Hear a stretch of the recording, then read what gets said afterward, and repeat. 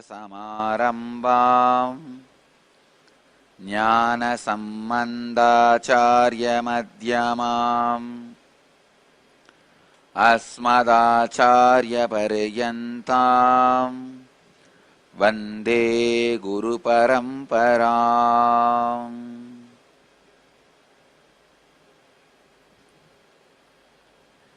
I welcome you all with my love and respects. From today, we start the Akashic readings from the cosmic archives about the important subjects of life. I wanted to say a few words about this a sudden new development. Yesterday Brahmacharis asked me, what is the difference between your regular satsang and the Akashic readings? Please understand, in regular satsang, I just utter the words what you want to listen. More sophisticated, polished, sweet to your ears, able to understand by your mind.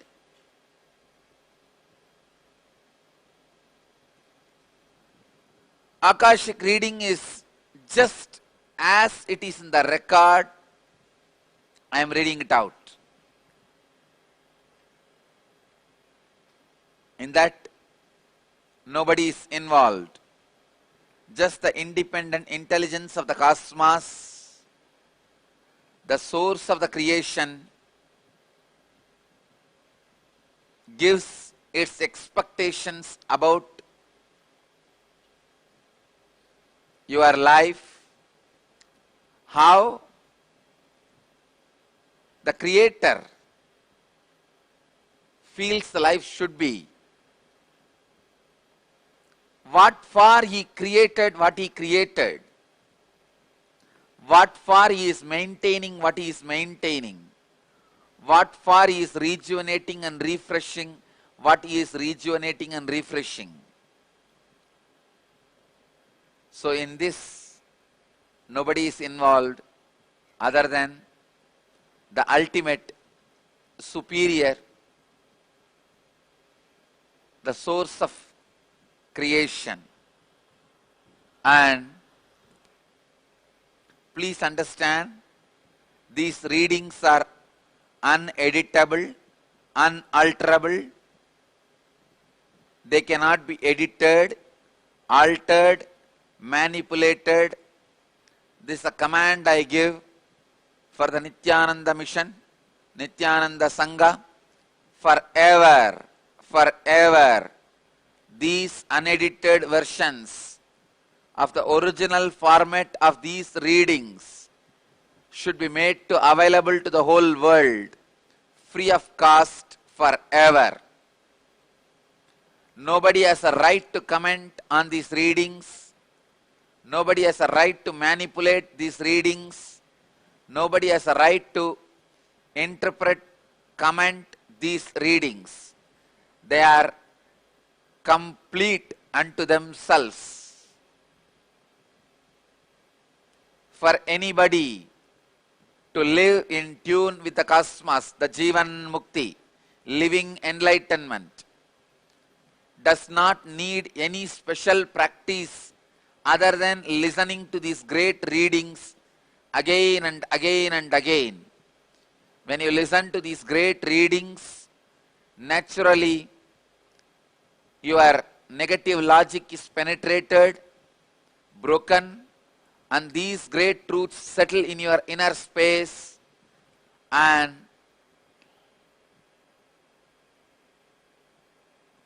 they make you live enlightenment. I know the power of the happening. Just now what is happening?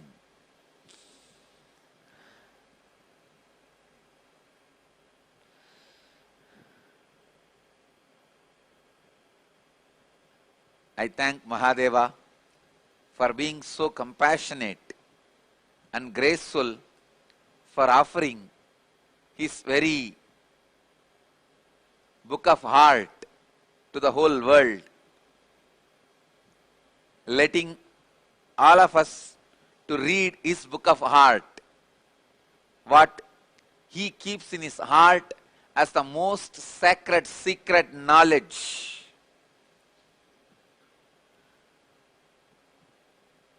Thank you, Mahadeva, for letting all the beings to become Mahadeva. This science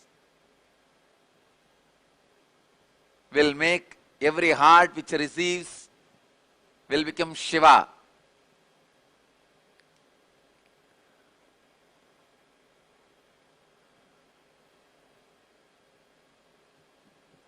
Rishi means the person who sees the mantras. Mantra means the words which shows the path to people and liberates people towards enlightenment, shows path to the highest consciousness.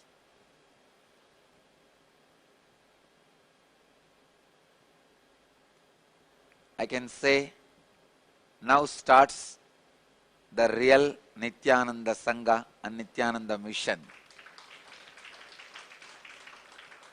These Akashic readings are the beginning of Nityananda mission, because these readings, which will go on for at least 108 days, will form the core. This will form the basis of Nityananda Sangha. From these readings, the teachings Nityananda Sangha need to teach to the world, the classes you need to conduct, the lifestyle you need to live, everything will evolve from this 108 Akashic readings. Here, I am just reading out exactly as the cosmos wants to present itself to all of us.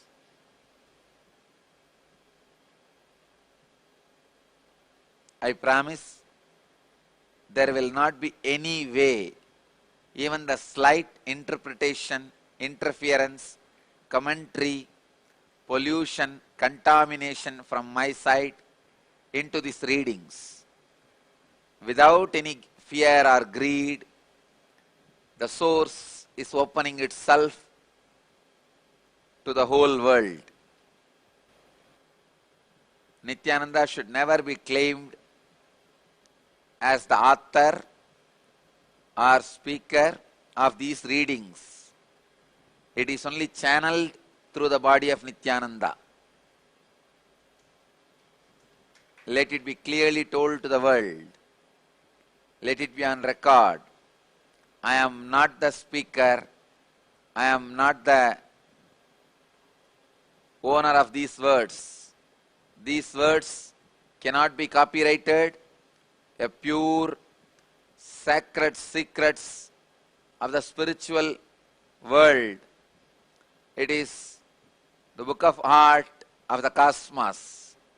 It is from the very source, the cosmic archives. Today, Bhagavan starts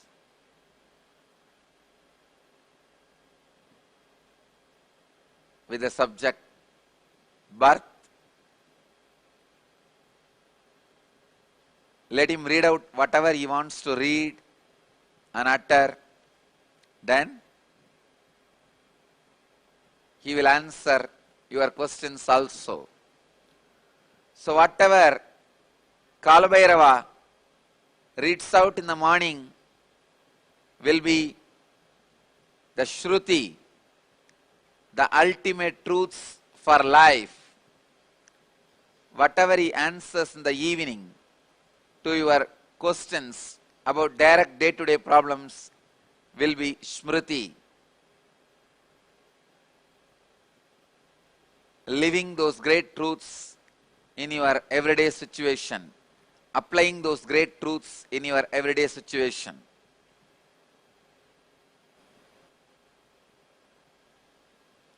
Let Mahadeva, Kala Bhairava be invoked.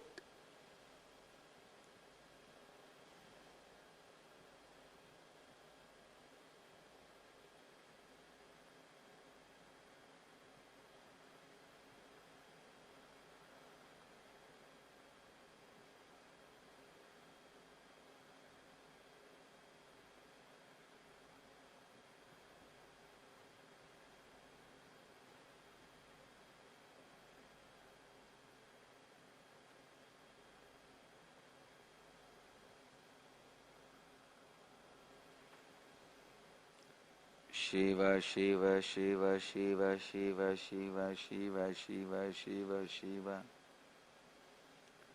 Shiva, Shiva, Shiva, Shiva, Shiva.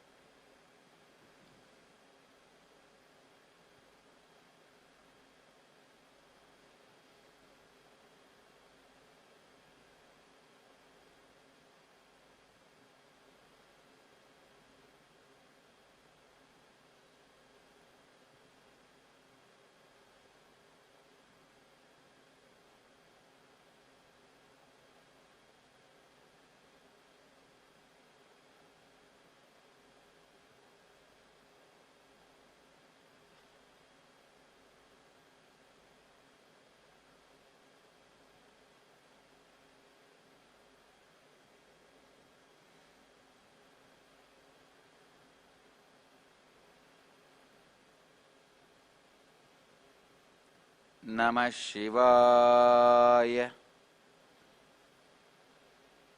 Shivaya Namah. Shivaya Namah. Shiva, Shiva, Shiva, Shiva, Shiva, Shiva.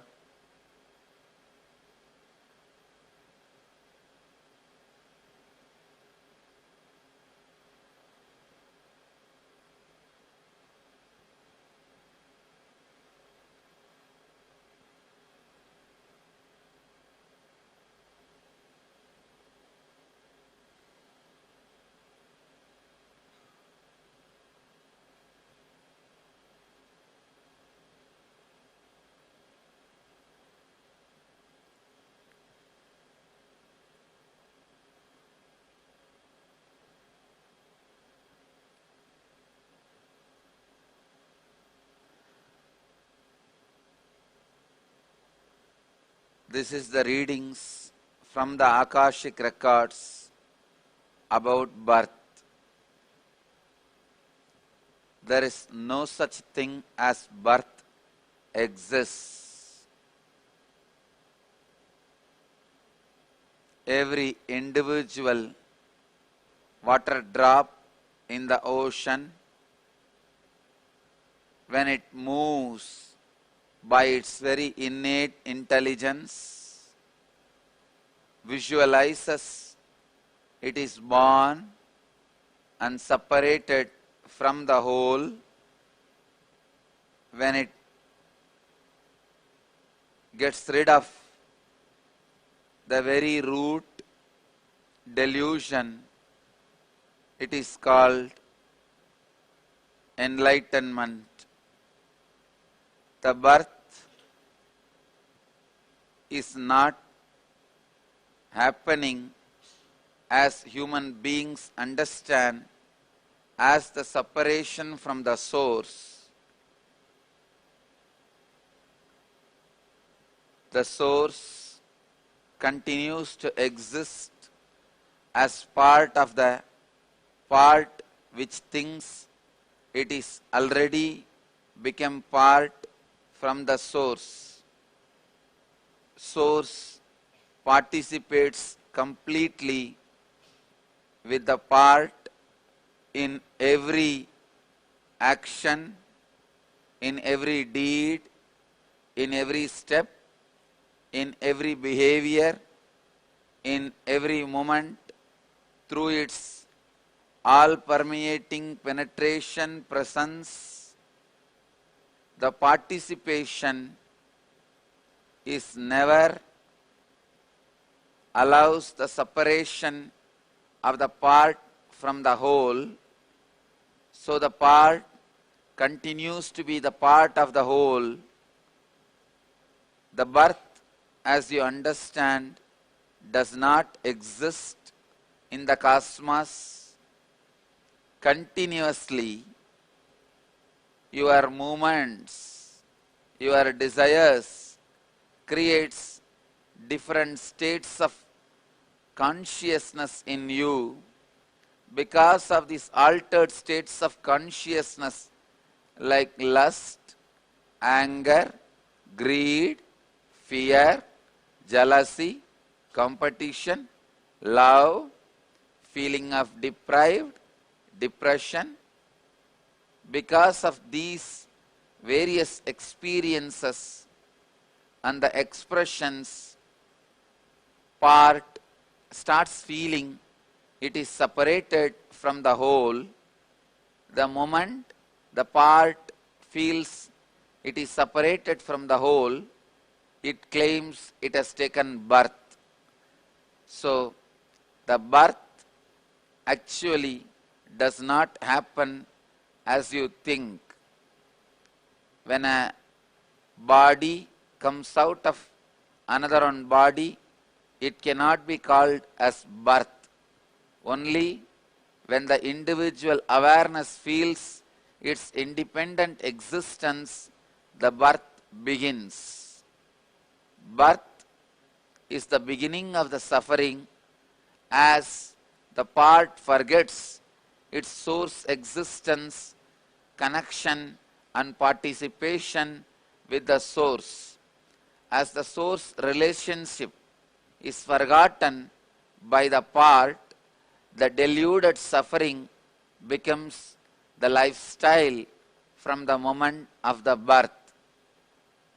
Birth cannot be considered as the separation of the body you are carrying from another one body which you call as mother, as this does not immediately inflict suffering into the individual part, because the individual part does not claim, feel, potent, participate in the concept that it is individual part.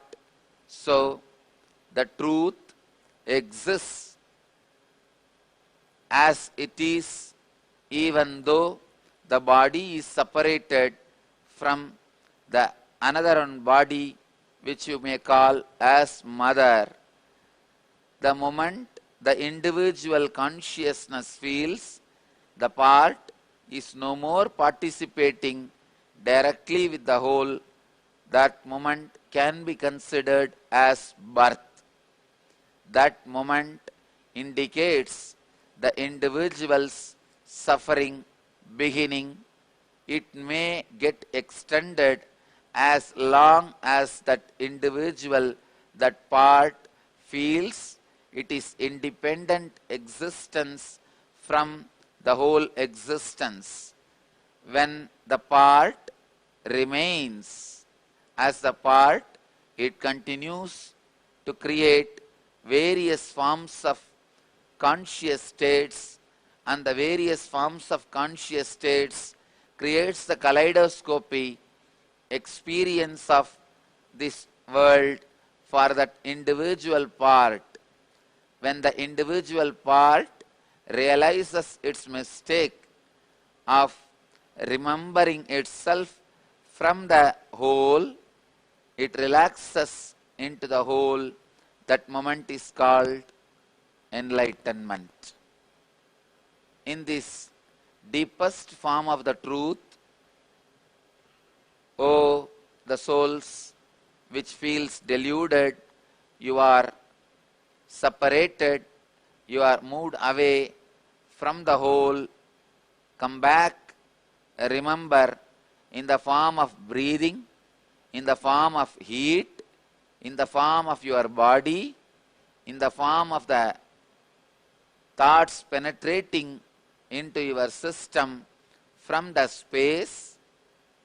I, the whole, continue to hold, support, feel, be part and participate in the existence and in the part of the existence, even though the part does not feel I am participating in your existence. I am the source, partner, part and whole of your very existence. Oh, dear souls who feel you have departed from the whole, relax from your delusion. Whatever you think as the distance between the source and you, it is just your thinking. The distance remains zero from the beginning of your journey, from and during the journey and till the end of the journey. Listen to this great sacred secret that will make you realize this great truth. Your birth has never happened as you consider your birth date. The birth is your imagination day, the day you felt you are separate from the whole. So relax from that imagination. The day is the day of your enlightenment. Whether the drop feels it is floating, swimming, drowning, dissolving or disappearing, the drop is always the part of the whole ocean.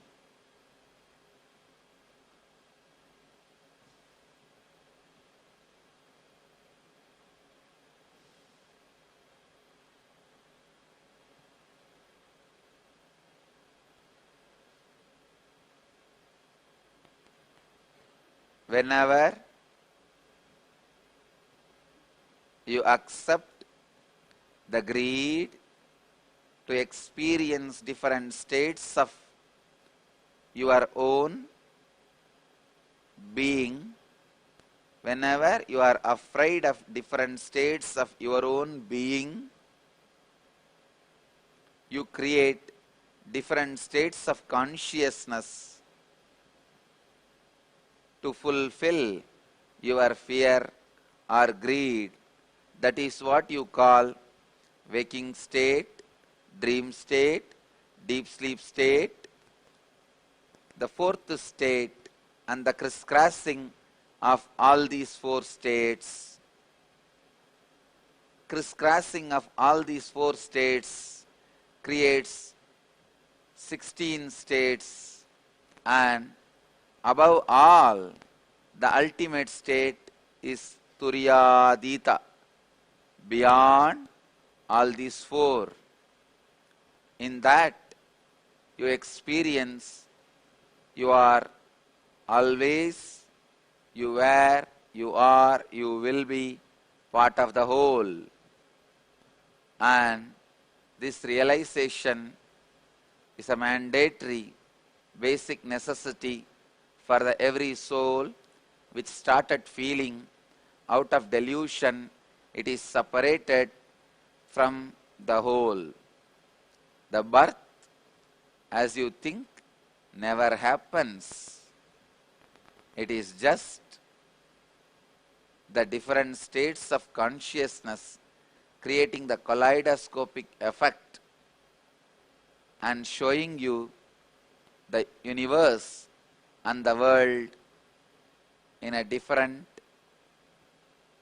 space, because the kaleidoscopic effect which you create attracts your attention so much by creating fear or greed. You forget to look into the first person and see you will ever remain as the part of the source,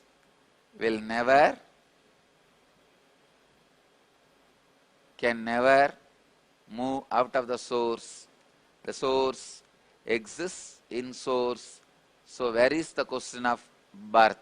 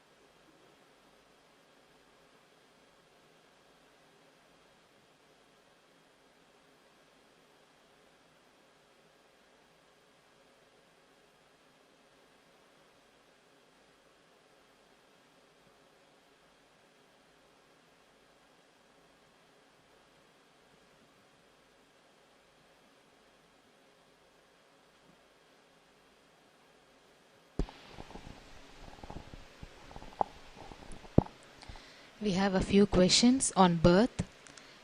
The first question is from Moksha Priyan from Bangalore. He is asking, Dearest Swamiji, why did the Creator make us forget our prarabdha during the birthing process? Would life not have been more in tune with the cosmic will if everyone remembered their prarabdha? Thank you. Creator did not even allow your birth. Your birth is your independent decision to rebel against the Creator, against the source, as your very decision to be born is against the will of the source.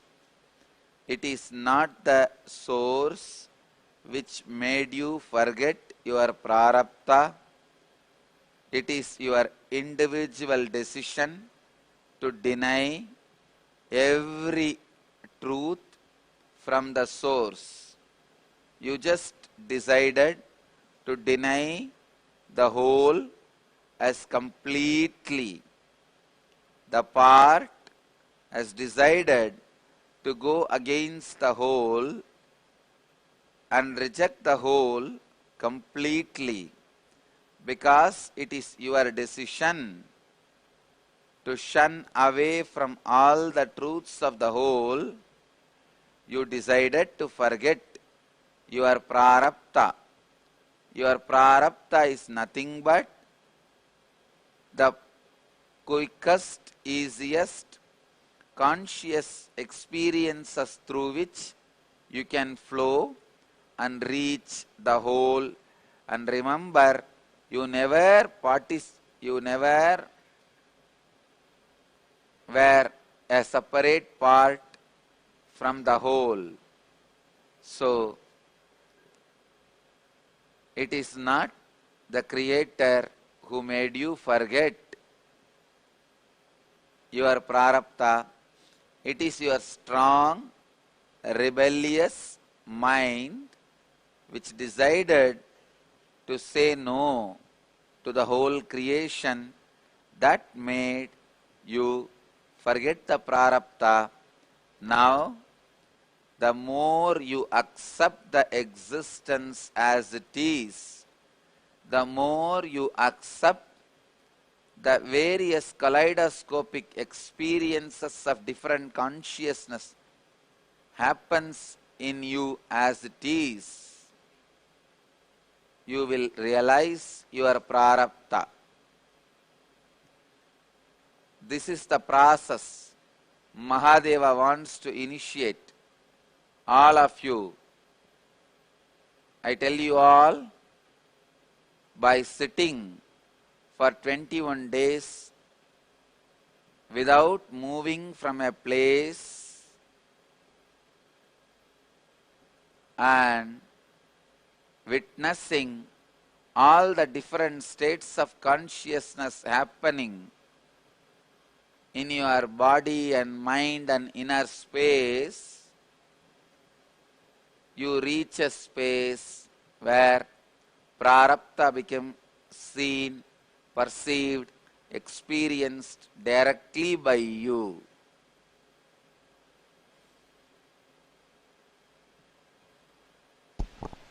The next question is from Shrikant Gopi. He is asking, Dear Kala Bhairava, why God created this world? God disguised as human being, created suffering, tried to resolve and try to give enlightenment. All seems like a meaningless game from the highest perspective. God creates, God incarnates, God gets enlightened. What is this game about? Please clarify. My dear son, what you described itself is an answer. Only one thing you need to understand. You need to remove that word, highest perspective. That is the only perspective. God incarnates, God gets enlightened, God plays this whole role, and God plays with himself. It is like a child playing with his own body.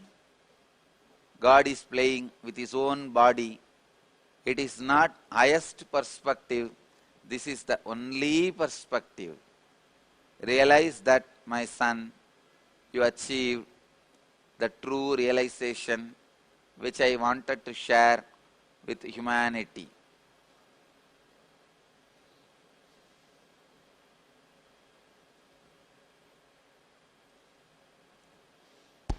The next question is from Ma Atma Niranjani from Chennai. She is asking, we are sending these questions as the answers to these will have a deep relevance to pregnancy care program.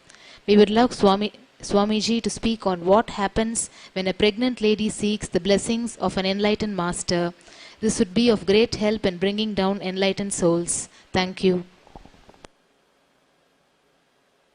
When a pregnant lady is touched by the enlightened being, the bio-memories of the enlightened being gets into the body of the child in her womb. The umbilical cord is the part of the body which is built with more percentage of emotion and less percentage of flesh and blood. As this part is built with more percentage of liquid emotion, less percentage of solid flesh and blood, the energy received in our body by the blessing or the touch of an enlightened being directly goes and gets stored in the bio-memory of the child. When the child's bio-memory is stored with highest truth and the true remembrance of its eternal oneness with the existence, it attracts a soul which never feels itself as separate from the whole. As it never feels itself separate from the whole, the part continues to be the part of the whole from the beginning it does not feel separate and grows, expressing its whole consciousness as Jivan Mukta. The next question is from Srinitya Jnana Prabhananda. He is asking, what is the difference between soul leaving from one body to another body by yogic powers and taking birth as a newborn baby? How a baby chooses to express his or her feelings through particular action like crying and laughing. Why should it not laugh for sorrow and cry for happiness? Thank you.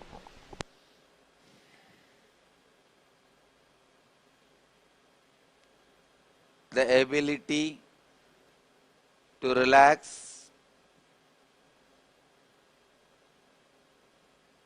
from the reflections of your nervous system consciously without breaking your identification with the whole is the Parakaya Siddhi, the ability to move from one body to another. The ability to move from one body to another can be used while you have one body, entering into another one body and coming back to the same body which you left. It is called Parakaya Siddhi. It is called Parakaya Pravesham. When you leave this body once for all and take another one new body and never come back to this old body again, it is conscious birth. So understand the truth about the ability to leave one body and enter into another body. The next truth you need to know, when you do not have the ability to move from one body to another body, keeping your awareness of the identity intact, even then if you try to get rid of one body, it is called suicide. The suicide only damages your identity, breaks it into so many pieces without you becoming one with the whole, as this self-destruction causes a severe damage in the process of you becoming one with the whole. You needed to assume again and again various bodies in which the healing, the self-healing can happen, which is an antidote for the self-destruction which you did. Then after the self-healing happens, only then your journey to experience the oneness of the whole with the whole begins. So destruction of your individual body without the ability to keep the individual awareness intact is considered as sin, as it delays your journey to be with oneness of the whole.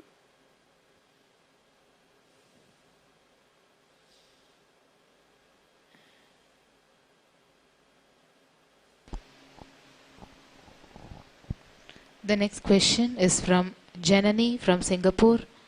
She is asking, what does a conscious birth signify? Does every conscious birth child get enlightened in their birth?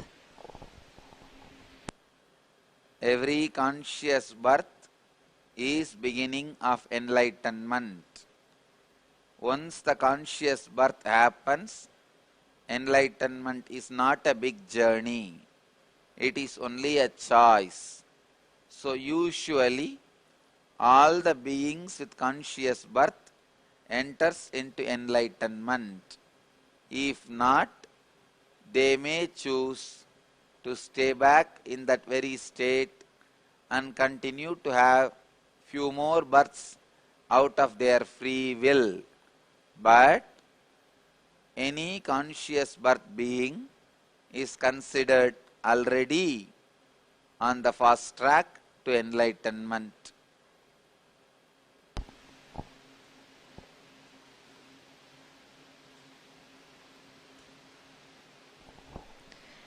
The next question is from Ma Nitya Ramya from Singapore.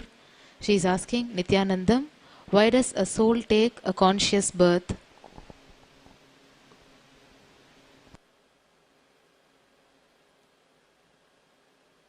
By the strong experience of disillusionment of your projection of fear or greed, when the part is strongly hit, it searches, it seeks the source to which it can unload the strong shock or the hit it received by the disillusionment. When it turns towards the source to unload its stress and the difficulty due to the disillusionment, it suddenly remembers its source, and the moment of remembering your source and coming face to face with the whole, you remember the secret of your birth, as birth does not happen at all. The moment you remember the secret of your birth, whether you change the body or not, you are conscious birth.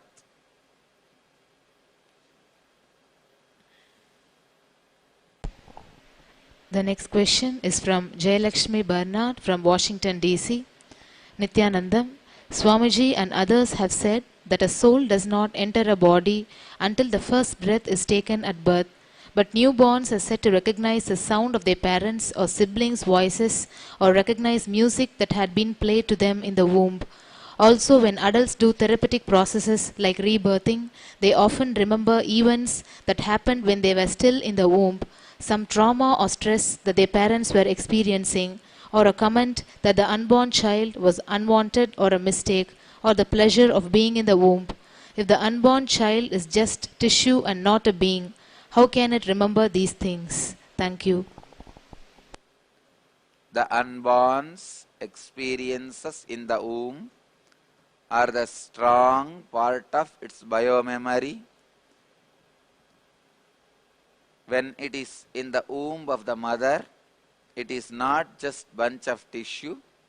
It experiences the extended life of the mother, but it does not develop the individual identity, which can be the side effect of the Jivatma, the individual reflection of the soul.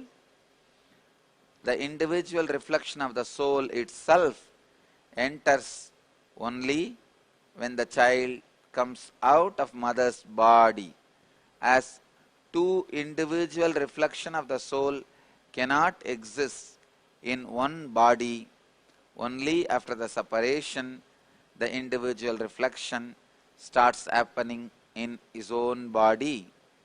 He remembers whatever was recorded in his biomemory during the period his body was existing as the extension of his mother's life. It is just exchange of life in one body.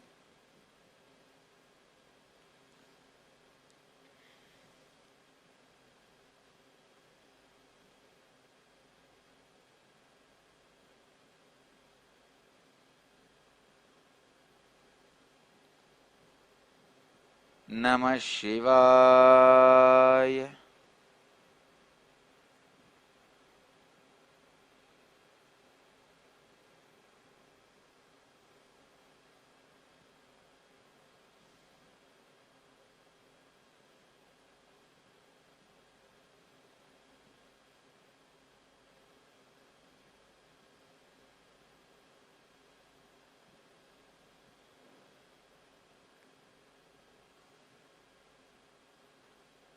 I bless you all to experience these great truths and achieve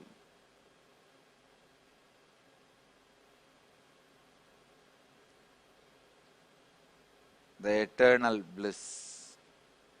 Nityananda.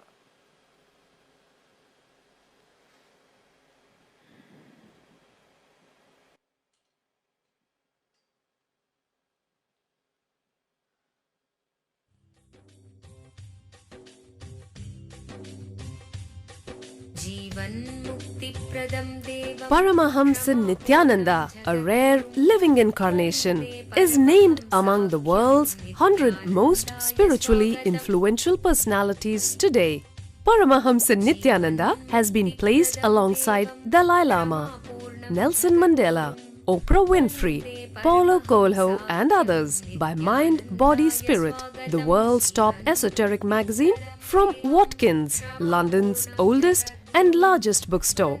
A yogi by birth, he has been expressing his power of enlightenment since birth. He has authored more than 500 books in Tamil and English. Translations of these books are available in 26 languages in Telugu, Kannada, Malayalam, Hindi, Sanskrit, Gujarati, Oriya, Bengali, Marathi, French, Malay, Polish, Portuguese, Italian, German, Danish, Spanish, Russian and Chinese. He is also an exemplary speaker with over 10,000 hours of profound life solutions through his discourses. Social services such as Annadan, free medical care, free educational services with ashrams, schools, temples, hospitals established in more than 140 places around the world, offering exceptional services. A powerful spiritual healer who has healed millions of people of diseases from migraine to cancer.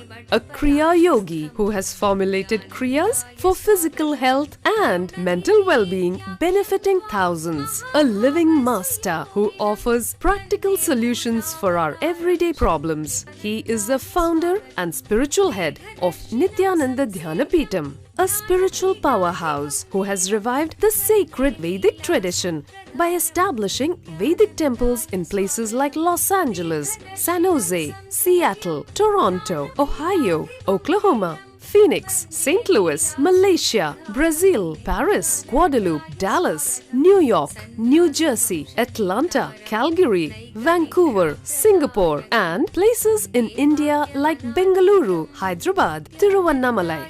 A spiritual guru for 10 million followers, an incarnation who transmits the highest spiritual energy through initiation, a contemporary yogi who has revived the Vedic science of yoga worldwide through thousands of yoga centers, an adept in Ashtamahasiddhis, mystical yogic powers, who has effortlessly awakened the Kundalini of thousands and graced them with spiritual powers, a dynamic young guru who is an inspiration for thousands of youngsters, India's most watched spiritual guru online, a beacon of spiritual light who has triumphed over the forces of religious terrorism and political persecution. Paramahamsa Nityananda is an eternal Kalpataru, blessing the world with the boons of material abundance and spiritual enlightenment.